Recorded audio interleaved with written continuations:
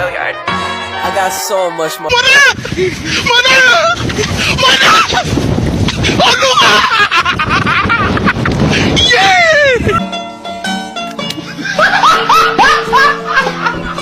Are you ready, kids? Aye, aye, Captain! I can't hear you. Aye, aye, Captain! Oh! Fucking design on right now. Break it down, bring it back, make it clap. I got 3 old thoughts, new block, where that thing. Bitches on my line, and you know that. Assalamualaikum warahmatullahi wabarakatuh. Baik, di sini saya akan menjelaskan tentang motivasi dalam organisasi.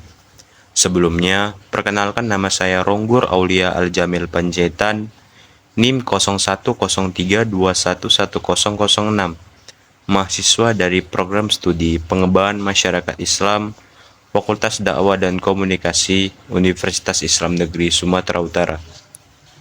Adapun arti motivasi yaitu berasal dari bahasa Latin, yakni mover yang berarti menggerakkan, atau to move. Motivasi pada dasarnya merupakan kebutuhan internal yang tak terpuaskan, sehingga menciptakan tegangan-tegangan yang merangsang dorongan dari dalam individu.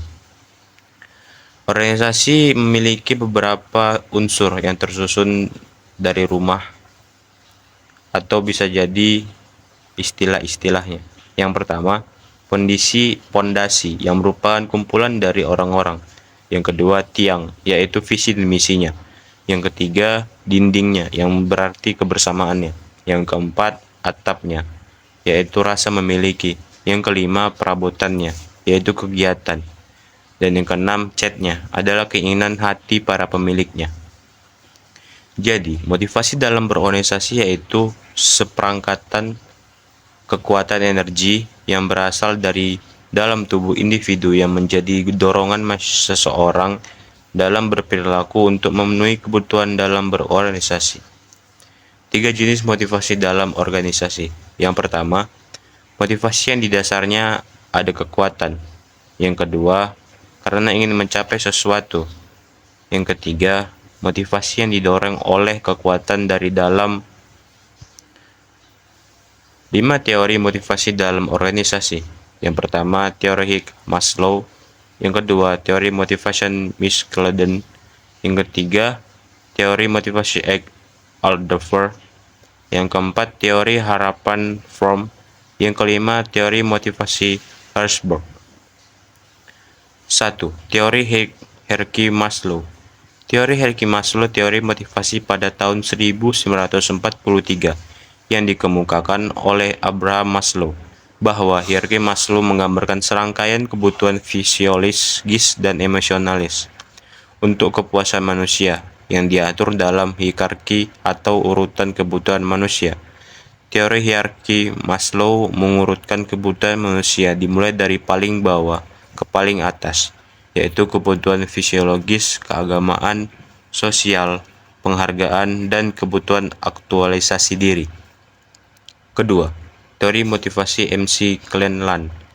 Teori motivasi MC-Cleland menggolongkan kebutuhan manusia menjadi 3 jenis, yaitu achievement, afiliasi, dan kekuasaan. Need for achievement atau kebutuhan adalah di mana manusia ingin mencapai atau menunjukkan kompetensinya kepada orang lain. Need for affiliation adalah kebutuhan akan rasa cinta, rasa memiliki, dan penerimaan sosial. Sedangkan need for power adalah keinginan seseorang akan kekuasaan dan memiliki otoritas yang lebih tinggi daripada orang lain. Ketiga, teori motivasi Albert. Teori Albert adalah teori yang dikembangkan oleh teori hierarki Maslow oleh seseorang psikologis yang bernama Clayton Paul Alford. Teori Alford menunjukkan bahwa ada 3 kelompok kebutuhan inti, yaitu E untuk eksistensi atau eksistensi, R untuk relevance atau keterkaitan, dan yang G untuk growth atau perkembangan. Yang keempat, teori harapan Fromm. Teori harapan Fromm dikemukakan oleh Victor Fromm, Edward Lorenz, dan juga Lyman Porter. Teori ini didasari oleh 3 hal, yaitu valence, ekspansi, instrumentasi. Valencia adalah orientasi emosional yang dipegang tentang suatu hasil dan keinginan terdalam seseorang. Ekspansi adalah harapan suatu kepercayaan seseorang bahwa usaha tidak akan mengkhianati hasil. Dan yang terakhir adalah instrumentali, yaitu keyakinan dalam mendapatkan sesuatu. Yang kelima, teori motivasi Herzberg. Teori motivasi Herzberg menjelaskan ada dua faktor yang mempengaruhi kepuasan kerja karyawan dalam suatu lingkungan. Faktor pertama adalah faktor intrinsik yang terdapat dalam individu dan faktor kedua merupakan faktor kebersihan atau iklim baik suatu lingkungan pekerjaan. 6 yang perlu dimiliki seseorang keterampilan pemimpin. Yang pertama, motivasi diri sendiri. Yang kedua, mengenali emosi orang lain. Yang ketiga, mengelola emosi orang lain. Yang keempat, mengelola emosi diri sendiri. Yang kelima, mengenali emosi diri. Dan yang keenam, memotivasi orang lain. Cukup sekian penjelasan dari saya. Lebih dan kurang saya minta maaf.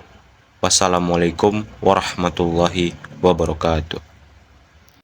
Bring it back, make it clap. I got 3 old thoughts, new guap, where that thing. Bitches on my line.